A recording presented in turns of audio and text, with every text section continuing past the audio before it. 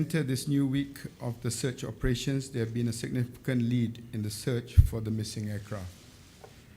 As stated by the Joint Agency Coordinating Centre in Perth earlier today, the towed pinger locator deployed from HMAS Ocean Shield has detected signals consistent with those emitted by aircraft black boxes. While this may be a step closer towards finding MH370, there are still many steps to be taken before we can positively verify that these signals are from MH370. This morning, Prime Minister Najib Razak had a call from Prime Minister Tony Abbott, who updated him on the latest findings regarding the signals detected.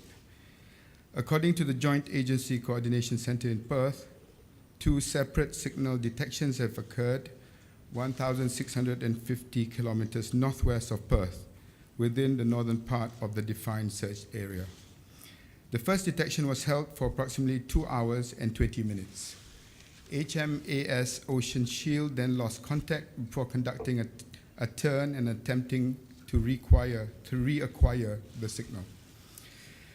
The second detection on the return leg was held for approximately 13 minutes. On this occasion, 2 distinct pinger returns were audible. Significantly, as stated by Angus Houston, this would be consistent with transmissions from both the flight data recorder and the cockpit voice recorder. Separately, the Chinese ship Hishammuddin has also detected similar signals twice. In line with Malaysia's consistent stand on verifying and corroborating new evidence since day one of the search operations, I would strongly urge all the parties concerned to treat this information responsibly and to give time and space for the authorities to conduct further verification. Malaysia also concurs with the statement by Prime Minister Abbott that all parties must be cautious about unconfirmed findings and making conclusions.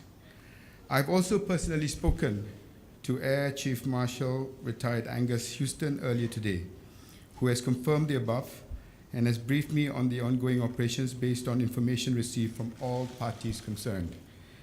Despite all this, we are cautiously hopeful that there will be a positive development in the next few days, if not hours.